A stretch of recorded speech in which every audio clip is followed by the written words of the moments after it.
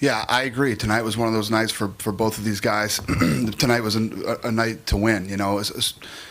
Everybody knew that Tito had to win tonight to stay in the UFC, and he did it. He came out, and not only did he win the fight, he won the fight impressively. Dropping the younger, stronger, and who many people felt had better hands, dropping Bader, and then submitting him. And then as far as Vanderlei goes, I mean, I don't think there's anybody that I say this all the time. You can sit and break down fights and say, this fight should go like this fight should go like that. People knew that him and Lieben were going to come out and they were going to throw until somebody fell down, and it was Vanderlei tonight. And he's just, people love him so much because of the way he fights and his style and the type of person he is. But yeah, probably the end of the road for Vanderlei.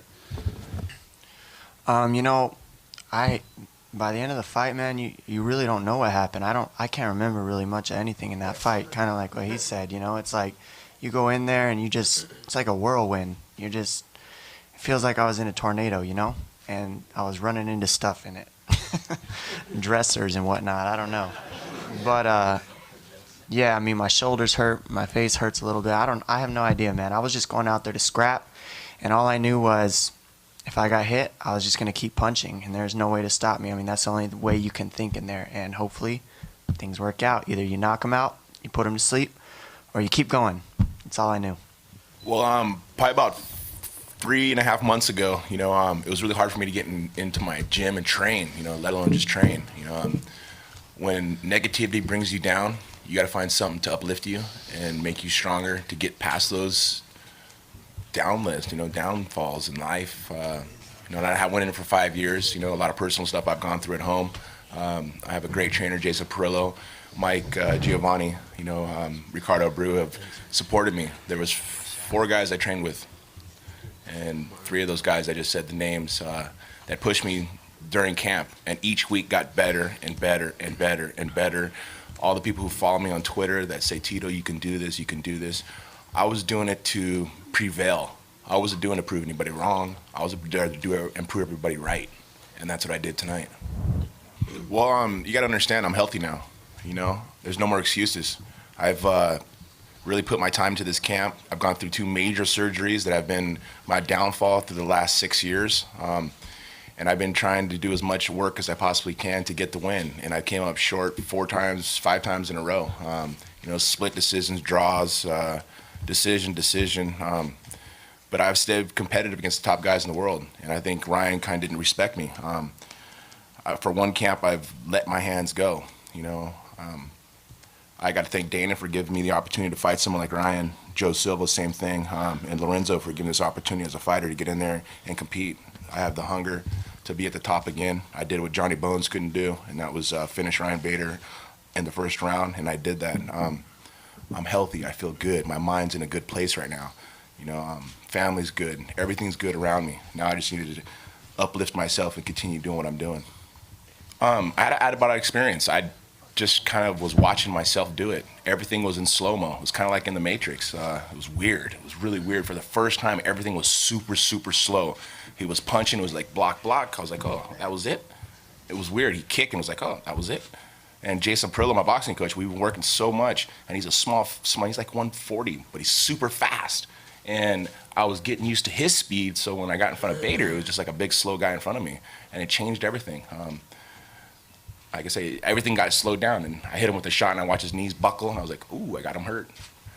Ground and pound, and Ricardo Abreu, my jiu-jitsu coach, we worked a lot in the guillotine prior, and he shot in the shot, and a lot of wrestlers make the mistake of leaving their neck out, hanging out long, and he did, and I sunk the guillotine. All I thought in my mind was get my elbow down to the mat.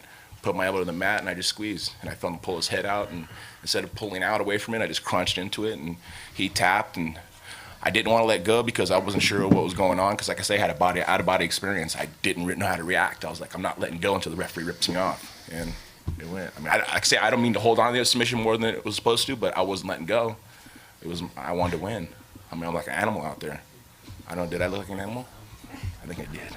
Vanderlei Silva's my favorite fighter. He always has been. I don't want to say, I said, I like it. I mean, to tell you the truth, I never visualized the fight going the way it went. I only visualized a 3-round war. And I've never been as scared going into the ring as to fight Vanderlei Silva. The man is a legend. What he's done for the sport is absolutely amazing.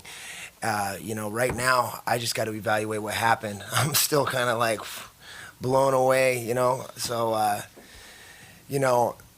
Vanderlei Silva, he can do whatever he wants, He's solid, But I hit him pretty damn hard. I mean, I don't think anybody would have stayed up. So, is what it is.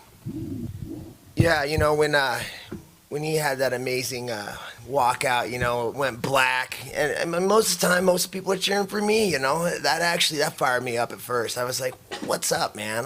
This was my 19th fight in the UFC, and they went crazy for Vanderlei Silva, And I knew that I got calm then, and I knew that my coaches had done the work.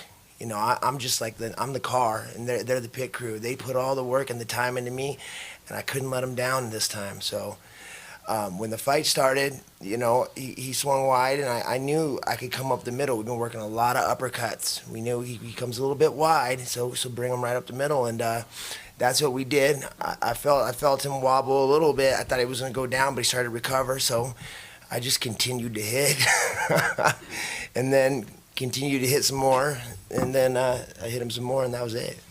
Yeah, Vanderlei has an amazing clinch. We knew that, so we definitely were working, keeping the shoulders up, keeping the head up, and throwing those uppercuts in there, So I was ready for that, and I truly believe that Vanderlei hasn't fought that many guys that when they get hit, move forward, And the mistake that he made was he hit me real hard right off the bat, and that's what turns my switch on, because when he hit me, I didn't go backwards. I came straight at him, and I knew that that's where my shots were gonna come. For me, that's the kind of matchup I like, A guy that moves around on the outside real well may make it a little bit harder for me. But Vanderlei came forward, and he hit me. I hit him. Then we know what happened after that.